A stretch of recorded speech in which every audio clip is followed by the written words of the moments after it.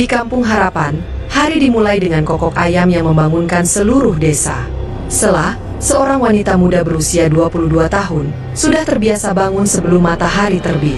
Rumah kecilnya, yang terbuat dari bambu dan beratapkan daun rumbia, adalah saksi bisu perjuangannya selama ini. Setiap pagi, Sela berjalan kaki ke sawah milik tetangganya untuk membantu panen. Tangannya yang kasar akibat kerja keras mencerminkan betapa berat hidup yang harus ia jalani sejak kedua orang tuanya meninggal. Sela, ayo cepat, panennya banyak hari ini, panggil Pak Karto, pemilik sawah.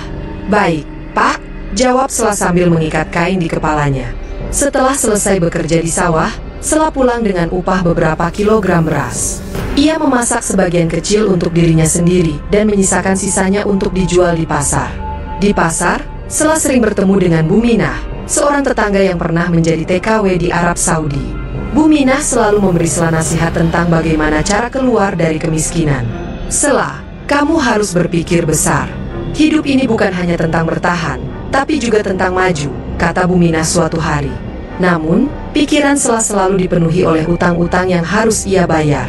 Setiap minggu, para pemberi utang datang menagih dengan nada yang semakin keras. Kalau kamu tidak bisa bayar bulan depan, kami akan ambil rumahmu, ancam Pak Darto. Ancaman itu membuat Sela menangis di malam hari. Ia berdoa kepada Tuhan, memohon jalan keluar dari kesulitan ini. Setelah mendengar saran dari Bu Minah, Sela akhirnya memutuskan untuk mendaftar sebagai TKW. Namun, keputusan itu tidak mudah. Ia harus menjual satu-satunya perhiasan yang diwariskan ibunya untuk membayar biaya administrasi.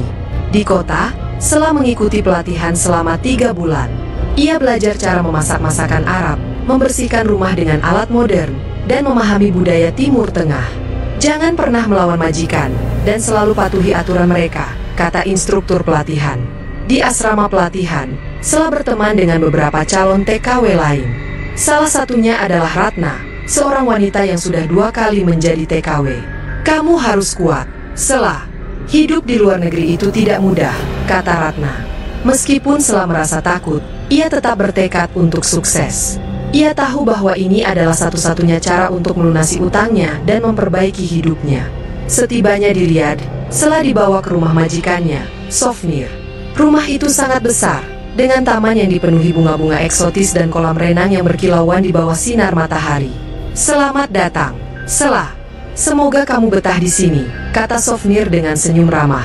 Sela merasa canggung. Ia tidak pernah membayangkan akan bekerja di tempat semewah ini. Hari-harinya diisi dengan membersihkan rumah, memasak, dan mengurus kebutuhan Sofnir. Meskipun bekerja keras, Sela merasa dihargai. Sofnir sering memuji hasil kerjanya dan bahkan memberinya waktu istirahat yang cukup. Terima kasih, Tuan. Saya akan berusaha lebih baik lagi, kata Sela setiap kali menerima pujian. Sela tidak pernah menyangka bahwa majikannya, Sofnir, akan menjadi sosok yang begitu baik kepadanya. Di usianya yang baru 26 tahun, Sofnir memiliki segalanya, kekayaan, ketampanan, dan kecerdasan. Namun, di balik semua itu, Sofnir adalah pria yang rendah hati dan penuh perhatian. Awalnya, hubungan mereka hanya sebatas majikan dan pembantu. Namun, seiring waktu, Sofnir mulai memperhatikan hal-hal kecil tentang Sela. Sela, kamu kelihatan lelah. Hari ini istirahat saja, kata Sofnir suatu pagi. Tidak apa-apa, Tuan. Saya sudah terbiasa, jawab Sela sambil tersenyum.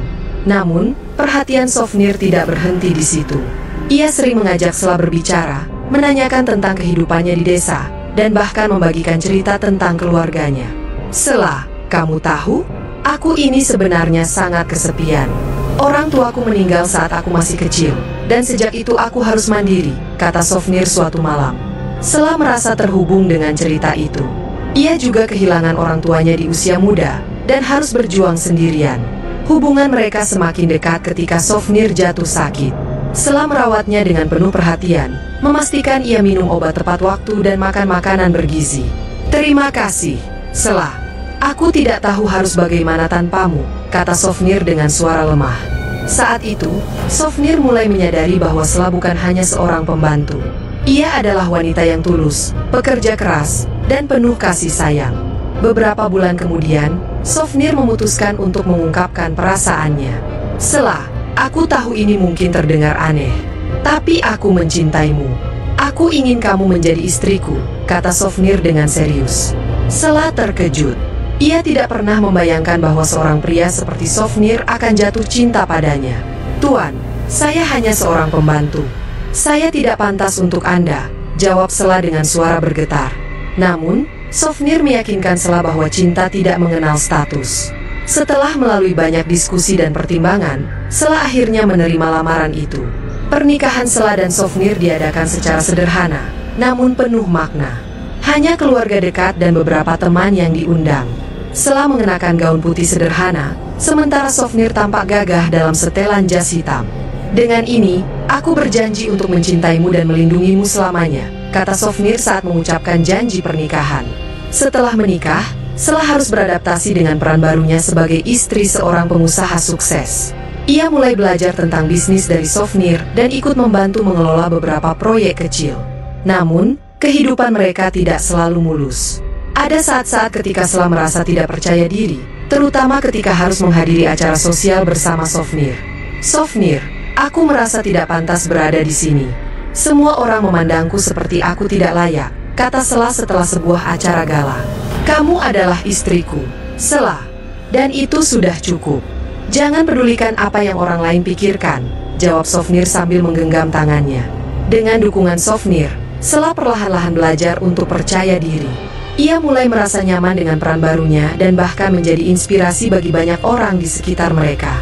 Setelah 5 tahun menikah, Sela dan Sofnir memutuskan untuk pulang ke desa.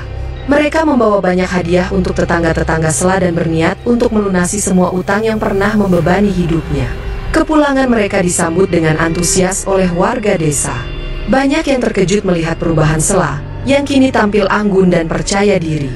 Sela, apa benar ini kamu? Aku hampir tidak mengenalimu, kata Buminah dengan mata berbinar. Di desa, Sela melunasi semua utangnya dan bahkan memberikan bantuan kepada keluarga-keluarga yang membutuhkan. Tidak hanya itu, ia juga membangun sebuah masjid sebagai bentuk rasa syukur.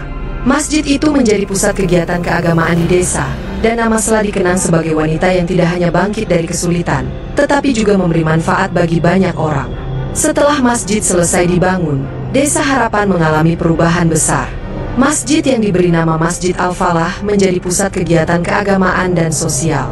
Setiap malam, warga berkumpul untuk mengaji, berdiskusi, dan saling membantu. Sela dan Sofnir menjadi panutan bagi warga desa. Mereka sering mengadakan acara berbagi, seperti pembagian sembako untuk keluarga miskin dan beasiswa untuk anak-anak yang ingin melanjutkan pendidikan. Sela, kamu benar-benar membawa keberkahan bagi desa ini. Kami tidak tahu bagaimana harus berterima kasih, kata Pak Karto, tetangga lama Sela. Namun, tidak semua orang menerima perubahan ini dengan baik. Beberapa warga yang dulunya iri dengan keberhasilan Sela mencoba menyebarkan fitnah. Sela hanya ingin pamer kekayaan. Lihat saja, dia pasti punya maksud tersembunyi, bisik seorang warga kepada temannya. Mendengar kabar itu, Sela merasa sedih. Namun, Sofnir selalu mendukungnya untuk tetap kuat. Kita tidak bisa membuat semua orang senang, Sela. Yang penting, niat kita tulus, kata Sofnir. Dengan sikap sabar dan rendah hati, Sela berhasil membuktikan bahwa niatnya murni untuk membantu desa. Perlahan-lahan, fitnah itu memudar, dan semua warga akhirnya menerima kehadiran Sela dan Sofnir dengan hati terbuka. Anak-anak desa yang sebelumnya tidak memiliki akses pendidikan kini mulai bermimpi besar. Banyak dari mereka yang bercita-cita menjadi dokter, guru, atau bahkan pengusaha seperti Sofnir. Bu Sela, aku ingin jadi seperti ibu. Aku ingin membantu orang lain, kata seorang anak bernama Nisa. Mendengar itu, Sela merasa terharu. Ia menyadari bahwa perjuangannya selama ini tidak sia-sia. Selain itu, masjid yang mereka bangun menjadi tempat lahirnya generasi baru yang lebih religius dan berpendidikan. Banyak anak muda yang mulai aktif dalam kegiatan keagamaan dan sosial, menjadikan Desa Harapan sebagai contoh bagi desa-desa lain di sekitarnya. Sela dan Sofnir memutuskan untuk menetap di desa. Mereka membangun sebuah rumah sederhana di dekat masjid, tempat mereka tinggal bersama anak-anak mereka. Ini adalah rumah kita, tempat di mana semuanya dimulai, kata Sofnir saat mereka pindah ke rumah baru. Kehidupan mereka dipenuhi dengan kebahagiaan dan keberkahan. Setiap pagi, mereka berjalan-jalan di sekitar desa, menyapa tetangga, dan membantu siapa saja yang membutuhkan.